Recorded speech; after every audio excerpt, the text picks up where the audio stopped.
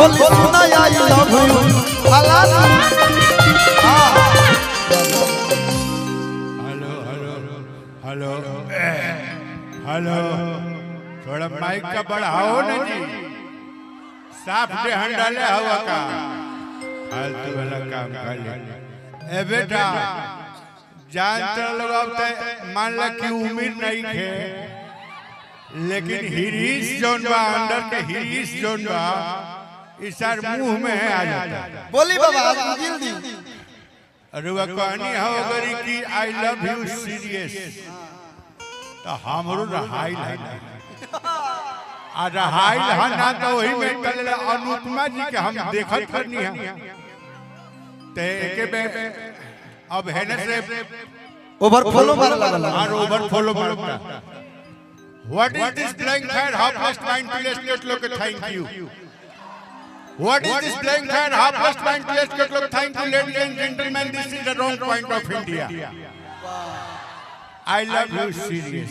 वाह ए बाबा कि चले तो अब है लव के अफेयर।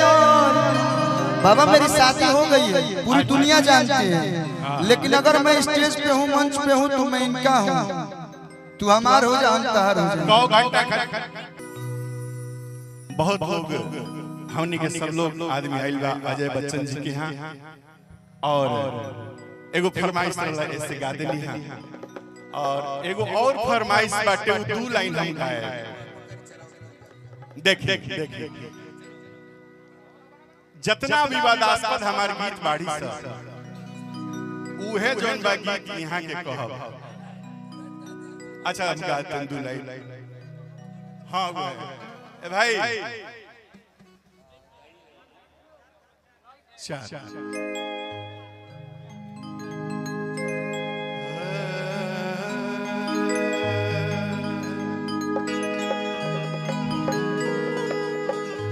एगो गीत आज से लगभग 20 वर्ष पहले हमनी के सरकार हमनी के व्यवस्था कुछ अलग रहे और उस समय में एगो गीत हम गौले रहनी। आप सबके भी बता दी बहुत विवाद भी रहे जे वो घड़ी होई देखले होई सुनले होई। आर केहू झूठ बेचता केहू सच बेचता आर केहू पागल पागल कहीं कहीं के काज बेचता।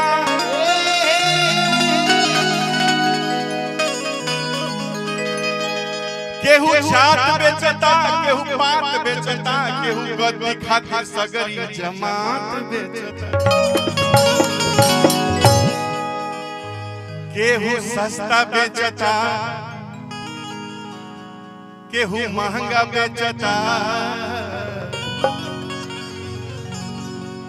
आनंद मोहना के बसिया से की खस्ता बेचता। अरे तो कैसन बा जमाना अरे कैसन सरकार बा मिलत नहीं खे नौकरी। अरे का करो बेरोजगार बा। आशु जी की तरफ से बहुत पुरस्कार बा।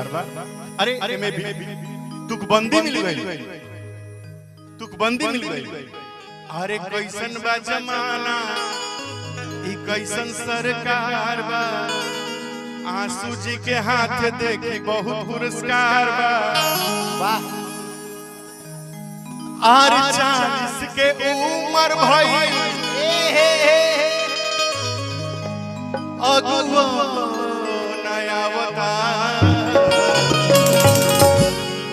ई गाना वो घड़ी भई रहे जब स्थिति परिस्थिति खराब रहे अपने समाज के बेरोजगारी रहे। वो घड़ी विनय बिहारी जी ये गीत के लिखले रहे। अरे कैसन बा जमाना ई कैसन सरकार बा।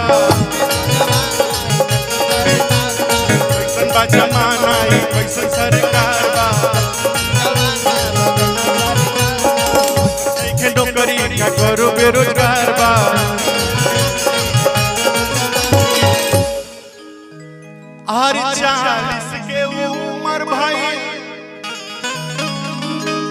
आरे रघुआ नया बता अरे तो हाउ देखा ये करके बकरी जरावता हाउ देखा ये करके बकरी जरावता हाउ देखा ये करके बकरी जरावता हाउ देखा ये करके बकरी जरावता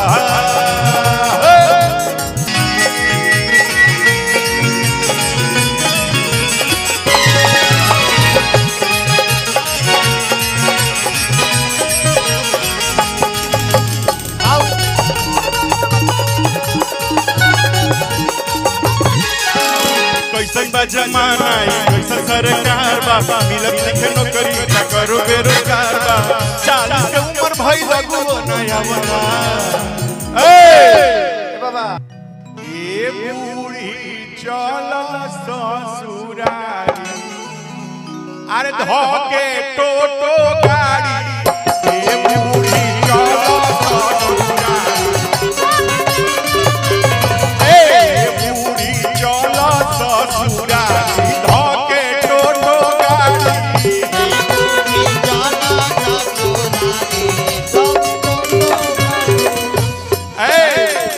नथिया तू पेन्हली हो साड़ी तू झारली हो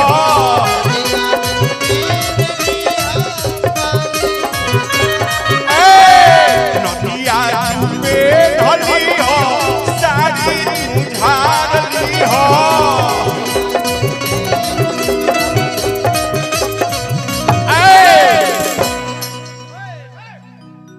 अरहिया में होखी मारा मारी धोके टोटो गाड़ी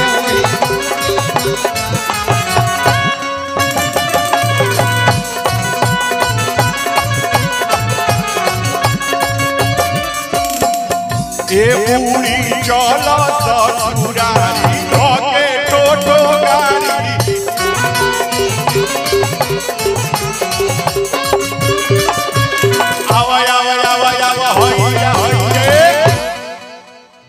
हमार बुढ़िया कैसे कहले कैसे कबो बियाह में जाई कबो तिलक में जाई कतहीं जाई त जाते जाते कुछो ना करियो ओकरा के लड़की बीच में बैठा दिए सर ए या फलाना गावा ए या चलना गावा लेकिन हमार बुढ़िया एके वो कढ़ावे ले आर गाई के गोबर महादेव